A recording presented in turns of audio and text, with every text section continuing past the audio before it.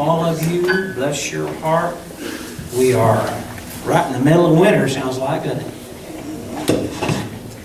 I got a link to an email. Brent and Brenda Green sent me a link to an email this week to a YouTube video that just cracked me up. I laughed and till I almost cried. But then I cried because it was sad. Anyway, I'll tell you the story and you figure out what to do. There's this guy, he was on his way to church or a Bible study or something. He was a Christian. Boy, he wanted to live for the Lord. He wanted to be something special. But he had road rage. And he was driving and he'd go into a road rage fit. And then he'd apologize to the Lord and he'd cry and pray for forgiveness. Then he'd go into road rage, he'd just flipping back and forth like that. Just flipping a switch. He'd just get mad and he wouldn't cuss, but he'd just get that close, you know. And then he'd pray, oh God, please forgive me. And anyway, I guess you kind of had to be there. It was funny to me, but I felt sorry for the guy too. I mean, he truly wanted to be a believer and live for the Lord, but his road rage was winning most of the time. Anybody in here ever have trouble? I see those weird, shaky little hands go there. Well, today I'm going to read for you some of the Bible. We're going to read a little bit of 2 Corinthians chapter 10. So if you want to read along with me, 2 Corinthians chapter 10. I'm going to just read this to you today. Often I will tell you, go into great detail about the background, what's going on. We've been doing Corinthians now for several hundred years, I think, seems like. And so I'm not going to go so much into the history of it, but I want to just read you this text and let it sink in, because this says it so well. Chapter 10. By the humility and gentleness of Christ, I appeal to you, I, Paul, who am timid when face to face with you, but bold toward you when away. I beg you that when I come, I may not have to be as bold as I expect to be toward some people who think that I live by the standards of this world.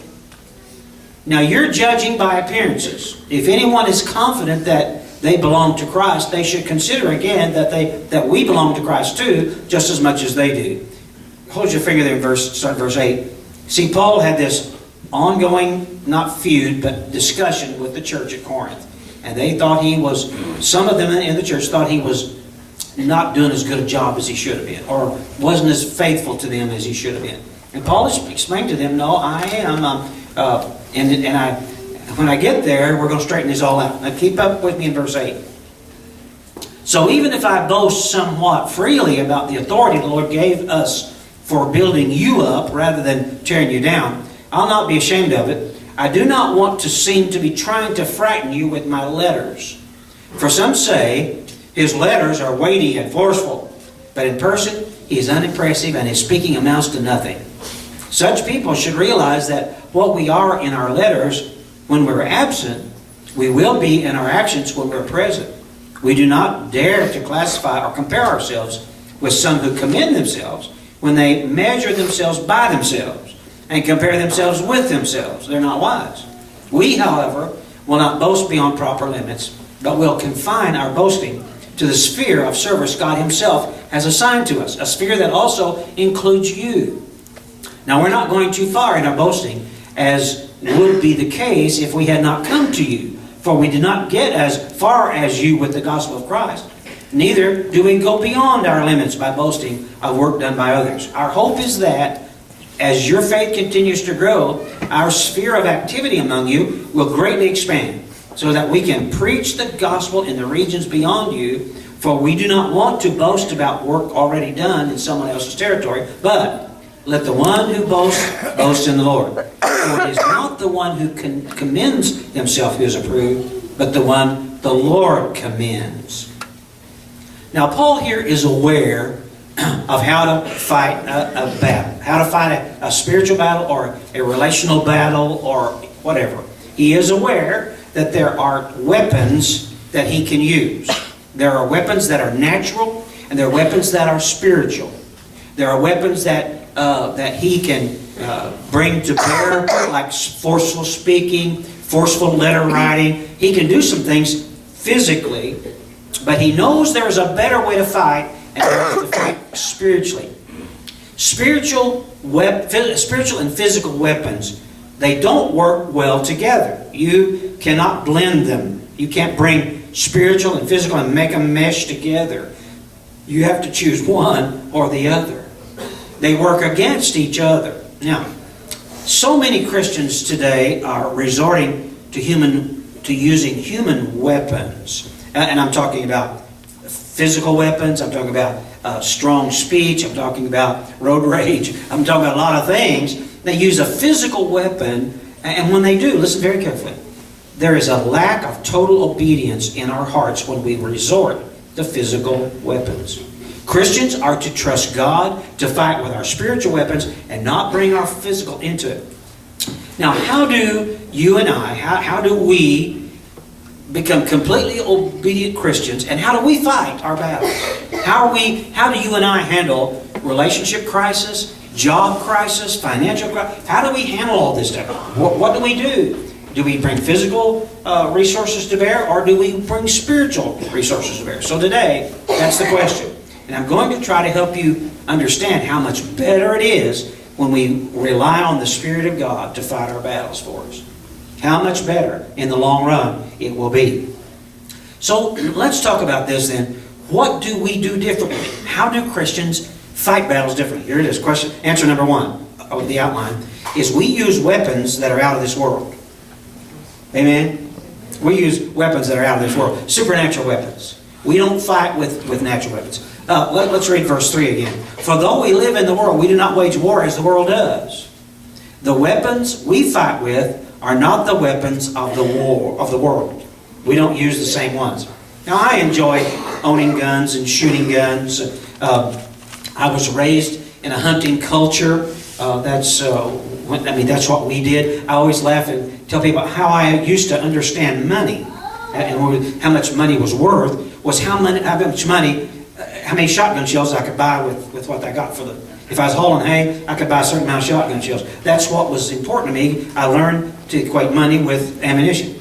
I treasured that, and we hunted and we ate what we had killed, and we fed our family with it. Now, we didn't just eat squirrels all the time, but we fed ourselves that way. Now, I always carry a weapon. I'm loaded. I'm a CCW guy, and you hardly ever see me without a gun on me somewhere. And there's a whole bunch of us here in this room, so be careful if you're thinking about robbing us. This wouldn't be a good place. But I carry a weapon, and I say this before, I don't think I would use a weapon to defend myself. I'm going to be honest with you. I don't think I would. I don't think I'd be worth the hassle. I don't think I'd kill somebody or shoot somebody just to keep me from being hurt. But I would use it to keep my wife from being hurt, or my grandchildren, or my children. You understand what I'm saying? Okay. So I do carry, and verse 3 explains why, because we live in this world, and that's not necessarily a good place. But in spiritual matters, we learn that our firearms are not as effective as our spiritual weapons, because we do not wage war as this world wages war. Please, we understand that. You've got to get this. Well, our spiritual weapons are much more effective than our physical weapons.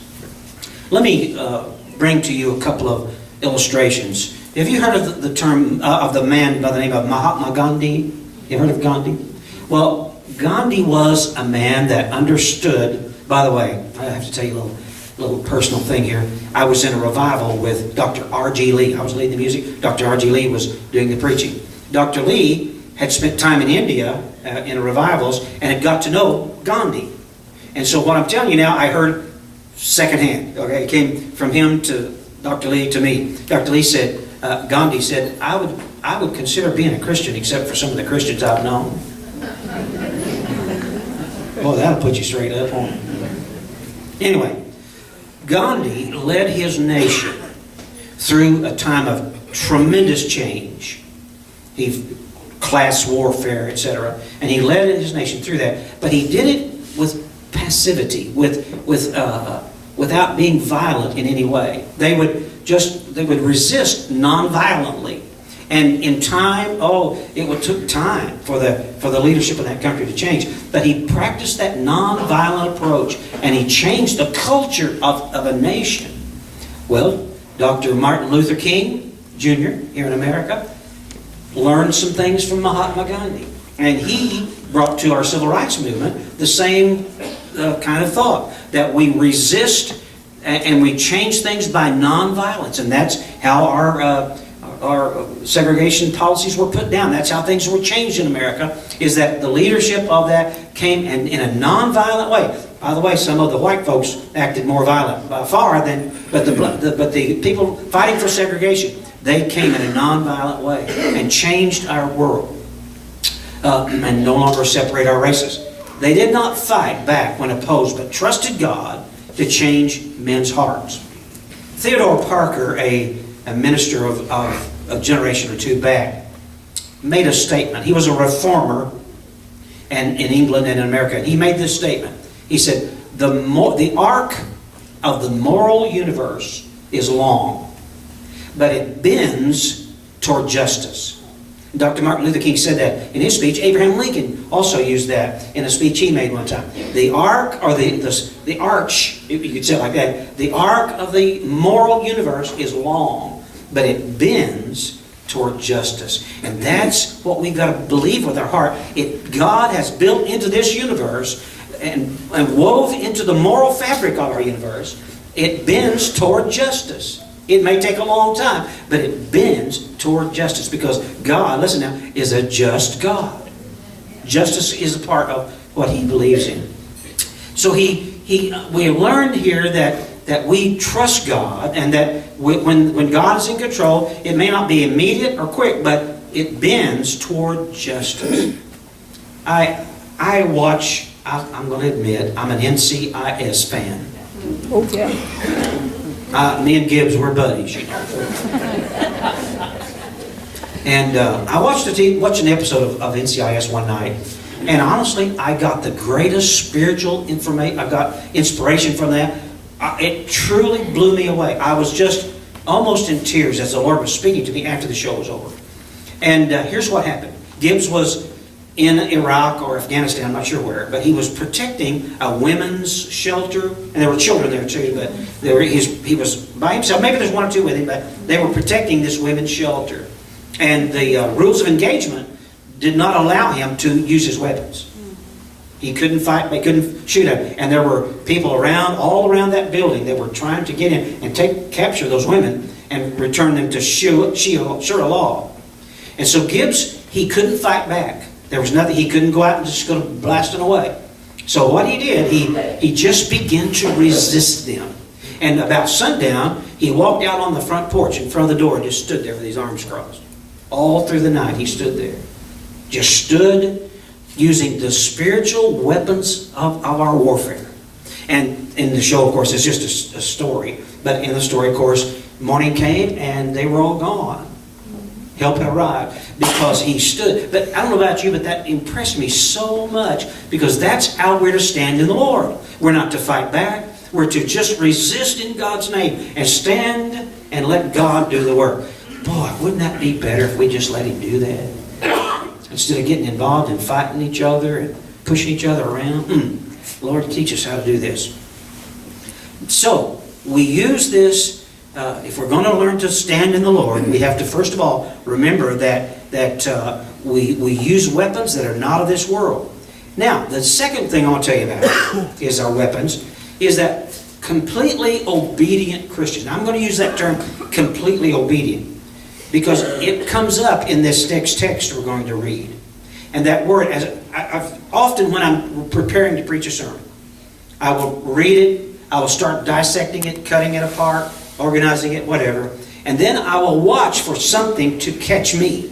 It comes up and grabs me. And I was reading this, I've read it hundreds of times, and then, but for the first time, I noticed it says down there in verse 8, the last part of verse 8, once your obedience is complete.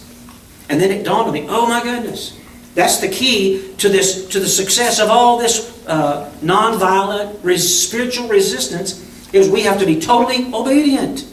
We have to totally trust God. We can't be partially obedient. We can't use a little physical and a little spiritual. We've got to do one or the other. People say something. You bet. We got to do one or the other. We can't do both. Yep. Okay, now let me read you this text. It's going to start in the last part or the middle part of verse 4. On the contrary, They have divine power to demolish strongholds. We demolish arguments and every pretension that sets itself up against the knowledge of God. And we take captive every thought to make it obedient to Christ. And we will be ready to punish every act of disobedience. And here it is. Once your obedience is complete. You can do all this stuff, and you can do it powerfully, but not partially. Your obedience has to be total and complete. There is more power in one Christian standing in total obedience to the Lord than in a nuclear bomb. There's more power in one Christian standing for the Lord. There's more power in one mother praying for her children than in a hospital full of doctors. There is more power in a friend praying for another friend, calling the forces of heaven to protect that person. There's more power in that than anywhere. And listen, there's more power in a church praying for somebody and for the health of people and whatever than praying for each other. There's more power here than the world can imagination. See, we lack faith and determination to pray. But if we could have total obedience and stand firm in our faith and trust God, standing, resisting evil, but standing in the Lord, there's no telling what we couldn't see happen in our world. Then we could change this place. Just imagine what it would be like. We could have enough energy to sustain our planet. We'd have enough, there'd be no more starving children. We could restore strength and power to the family and therefore ensure the future of our nation. We could do so many things if we could stand obedient. Because, listen now, here's my point number 2. Real change starts on the inside and works out. And God's weapons start on the inside and work out. If I use my weapon, and I shot a bullet, it would start on the outside and go in. If I could hit anything. I'm not, by the way, if I ever start shooting at you, just stand still. I won't hit you. I'm not a very good shot. If you move around, you might get run into it or something. But if I shot at somebody and the bullet went in, it would start outside and go in, right? Okay. But God's weapons start on the inside and go out. They work outwardly. And so it's important that we understand real change only starts on the inside. Only God can change a heart. Did you know that? You can't change a heart. Okay, husbands and wives, or let me ask you a question. How many of you have ever tried to change your spouse? Oh, no. Oh, no. Anybody ever tried that? How's that working for you? No, that doesn't work good at all. My wife will tell you, I'm a kind of bullheaded. You never would have guessed that, probably. But if she wants to, she knows how to use me. We've been married for goodness, for most of our life. And she knows how to get something done. If she wants me to do something, she just mentions it and then just forgets it. Just leaves it alone. Because a long time ago, she tried to mention it, and then she'd mention it again, and she'd mention it again. But that didn't work with me. But when she learns to just mention it, and then I'll get around to it pretty soon. Then she brags on me, and then I'll want to do it 10 more times, So, only God can change a heart. So, spouses, if you want to change your wife, how do you do it? You ask God to do the changing. You say, God. Oh, and by the way, most of the time when God changes somebody else's heart, He starts by changing yours. Hello? Anybody listening? He starts by changing your heart. I hate that when that happens like that. But that's what most of us need, is a change on the inside. God changes us, then He begins to work on the outside. So the last thing I want to say today, I think we've covered this other close enough, is the last thing is Paul brought this up, and he said, when this change begins to happen, and you are totally obedient, you're standing in the Lord, and you begin to see things, or begin to perceive a change, he cautions us, and this caution is very important, because if we don't take this caution, we might get disappointed and lose our faith, etc., and not let God finish. Listen what he says. Don't trust your natural senses. When you pray and you stand and you stand in the Lord and you resist the evil in your life, and things begin to change, don't get discouraged if you don't see immediate change. It's what he's saying is, don't trust what your ears are hearing and your eyes are seeing. Don't trust that, because you don't really know what's going on. Paul said, you folks in Corinth, the problem with you is you're judging by appearances. You're judging by appearances.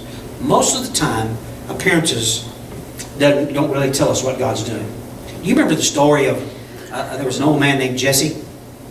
Jesse lived out in the country, in Jerusalem, or around Bethlehem, and he lived down in that country. And he had a whole bunch of boys, and the prophet wanted to go down and appoint one of Jesse's boys to be king. Saul was messing up, and he's going crazy, and so God had laid on the prophet's heart, it's time to change kings.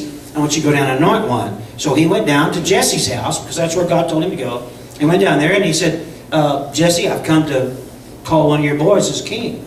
And so here they brought the first boy in, 6'4", big broad shoulders, good looking, athletic guy. He just looked like a king. I mean, he just looked like a king. Jesse said, no, that's not the one.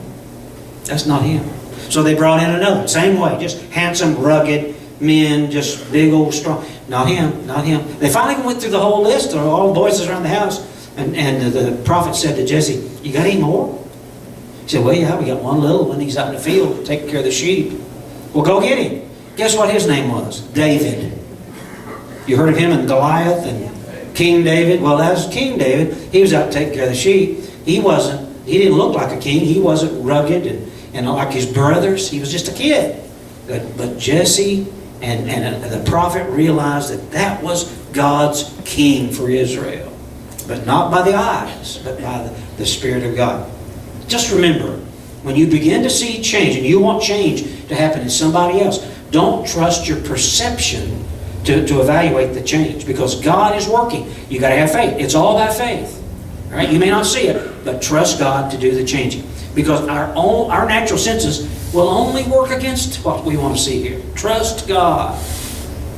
Now, I'm going to say to you that if you have been failing in this area, if you have had trouble causing change to happen, and you've been too overt, you've tried too much physical things, you need to know this. You're going to keep failing as long as you use physical means. You're going to keep failing.